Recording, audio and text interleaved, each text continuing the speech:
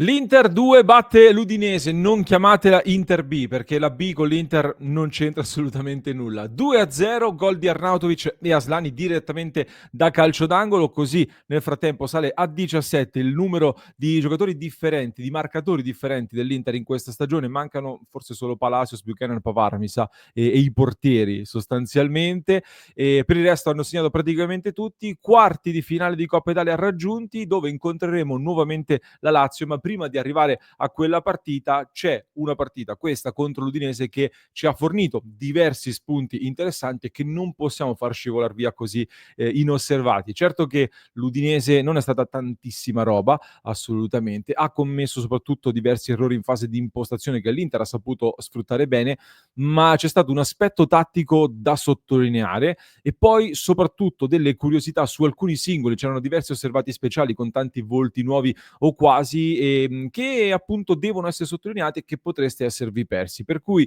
il giorno dopo, a freddo, analizziamo come sempre la partita con questo che è diventato ormai uno dei format più richiesti su Passione Inter, e vi porto dunque 5 cose che potreste non aver visto in questa gara. Ben ritrovati amiche e amici di Passione Interisti, vi invito a lasciare un mi piace, se non l'avete ancora fatto mi raccomando iscrivetevi al canale così non vi perdete neanche uno dei nostri contenuti e le nostre dirette, dove alle 19:30 per esempio approfondiremo diverse cose che non riuscirò a portarvi in questo contenuto, altrimenti diventerebbe lunghissimo. Come sempre io metto le mie considerazioni sul tavolo in ordine sparso, non in ordine di importanza, ma non posso non partire da un aspetto tattico, come dicevo, come anticipavo in apertura, perché l'Inter questa partita la gestisce con delle rotazioni, sì, perché i giocatori vanno gestiti, e questa cosa l'ha fatta trapelare anche Inzaghi, ne ha parlato anche Fabrizio Biasin, che è stato diciamo ad un appuntamento con Simone Inzaghi, che gli ha detto che i giocatori hanno capito che per il loro bene bisogna anche rifiatare. Questa è una chiave molto molto interessante,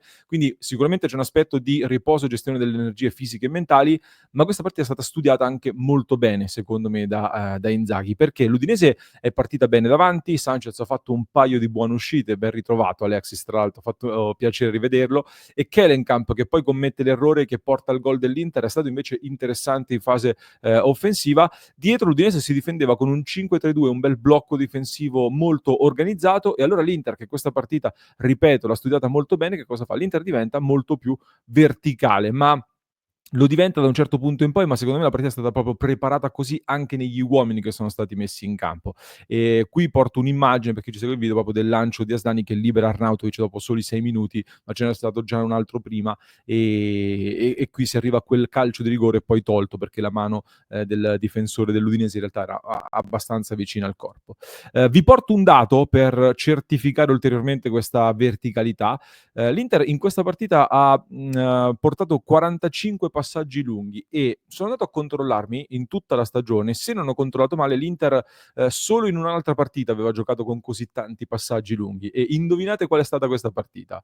Vediamo se lo sapete, vi lascio un secondo. Ecco, l'unica partita in cui l'Inter ha giocato con così tanti passaggi lunghi è stata proprio in campionato contro l'Udinese, contro lo stesso avversario. Quindi l'Inter ricorre contro questo tipo di avversario ai passaggi lunghi, ma in realtà l'Inter lo fa spesso, i passaggi lunghi comunque li tenta spesso, non così tanti come in questa gara, ma tendenzialmente l'Inter ricorre a quei cambi campo che fa spesso Ciala dalla destra verso il centro-sinistra a pescare soprattutto Di Marco, oppure lo stesso Bastoni da più distante a pescare sul secondo palo sulla destra, per esempio. In questa partita invece la soluzione è stata provata anche molto più centralmente, tant'è che si sono buttati dentro a turno Buchanan in un paio di occasioni, Arnautovic soprattutto lì in mezzo, come nel calcio di rigore che dicevo prima, Frattesi e non solo. Aslani quindi ha fatto spesso da quarterback, diciamo, in termini da football americano, mettiamola così, ma anche Bissek l'ha fatto, Joseph Martinez stesso, su cui tra poco arriviamo. Quindi è stata una strategia studiata che può essere secondo me anche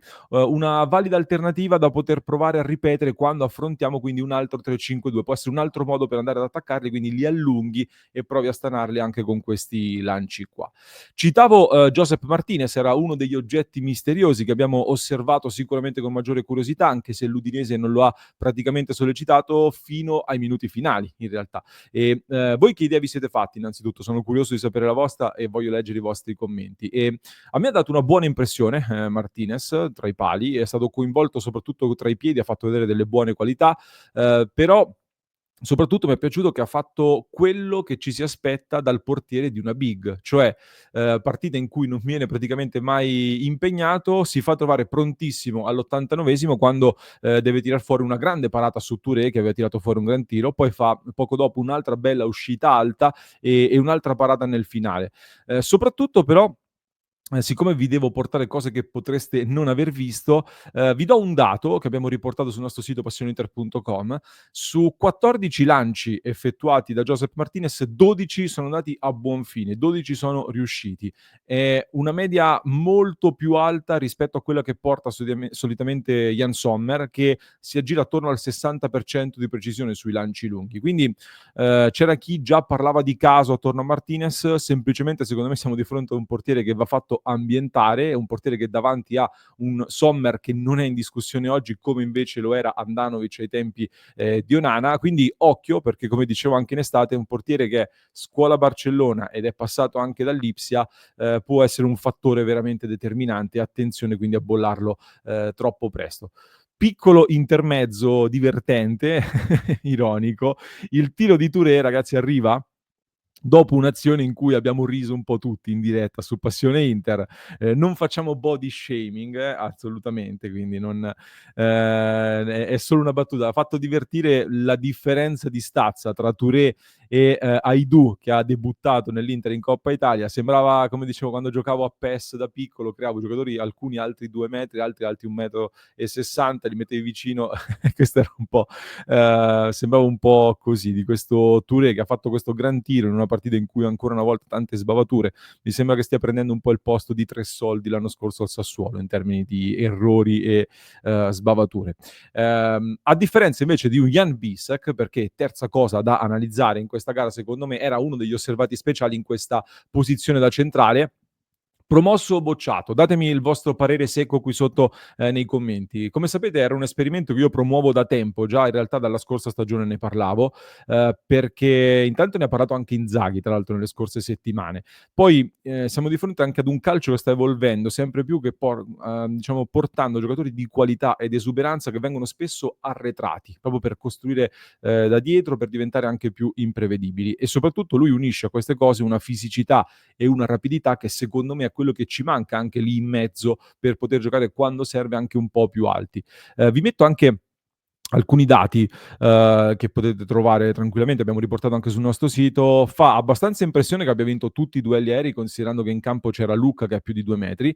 È stato il giocatore che in tutta la partita ha toccato più palloni di tutti, ha completato più passaggi di tutti, 100% diciamo di riuscita sui passaggi lunghi e 95% di precisione sui passaggi.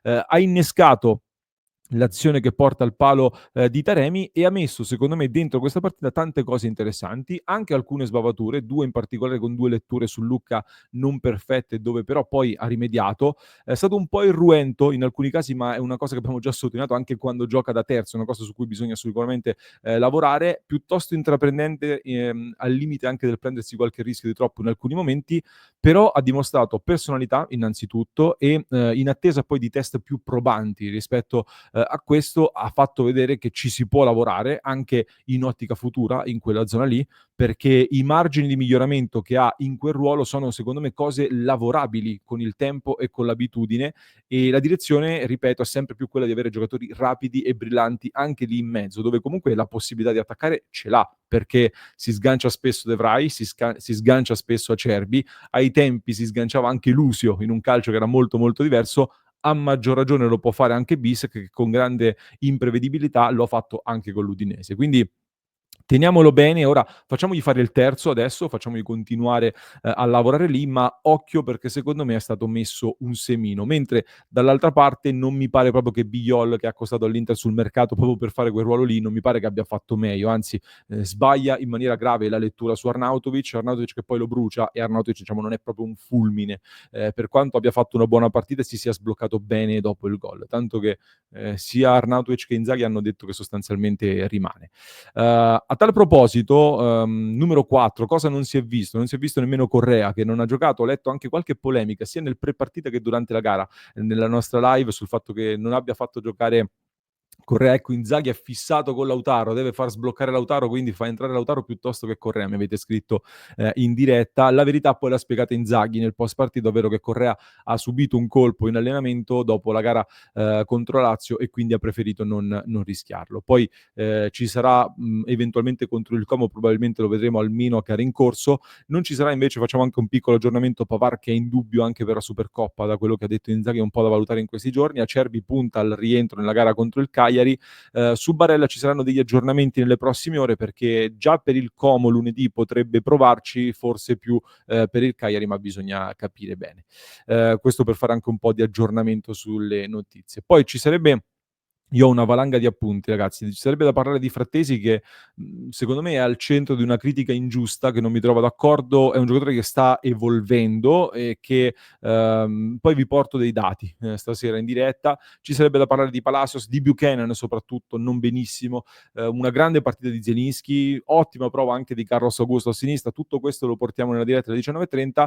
Mi voglio soffermare come ultimo tema invece su questo gesto di Mehdi Taremi, che non so se lo avete visto in live, non so se lo avete visto allo stadio, ma dopo aver colpito il palo Taremi si sfoga, così diciamo sbraccia e lancia questo urlo, ecco, dopo aver colpito il palo in un'occasione che era decisamente buona.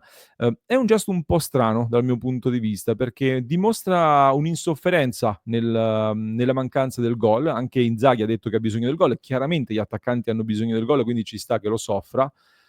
Però ragazzi, lo stile di gioco di Taremi, secondo me, non è uno stile di gioco con l'ossessione del gol. Cioè, mi spiego meglio, secondo me sia lui che noi dobbiamo renderci conto che, per questa Inter può essere un grandissimo rifinitore, piuttosto che un altro Dzeko con numeri importanti anche in zona gol. Cioè, dà proprio l'idea di un giocatore che lavora molto sporco, anche con l'Udinese, va a recuperare i palloni, ma soprattutto come primo pensiero mi sembra proprio che ragioni sull'assist, sulla possibilità di mettere in porta il compagno di squadra. Infatti confeziona lui l'assist per il gol di Arnautovic. Certo che da un attaccante ti aspetti i gol, lui comunque in carriera ne ha fatti, soprattutto al Porto, ma il lavoro che fa, secondo me, Taremi non deve passare inosservato, ed è il concetto che avevamo espresso anche dopo Lazio-Inter, dove il lavoro degli attaccanti comunque ha permesso a 5 giocatori differenti più lo stesso Thuram di andare in gol. Quindi occhio secondo me anche a questo, perché anche qua dei segnali su Taremi si sono visti, poi prima o poi lo vedremo anche in un Inter titolare che magari lo coinvolgerà di più anche in zona gol. Però fatemi sapere se siete d'accordo anche con la mia chiave di lettura. Aspetto i vostri commenti numerosi, così in diretta alle 19:30 approfondiamo un po' tutto quanto, ma soprattutto io vi aspetto sul club di Passione Inter, www.passioneinter.club. Fate clic, ragazzi, sul tasto che trovate in descrizione, il link che trovate qui sotto per entrare a far parte della nostra community, dove in queste ore stiamo lanciando delle considerazioni, delle analisi molto interessanti, grazie anche alla nostra grande community con tanti interisti da tutto il mondo. Trovate il link qui sotto. Nel frattempo io vi lascio con un altro approfondimento che trovate in descrizione per chi ci ascolta in podcast, mentre per chi ci segue su YouTube vi basta cliccare qui.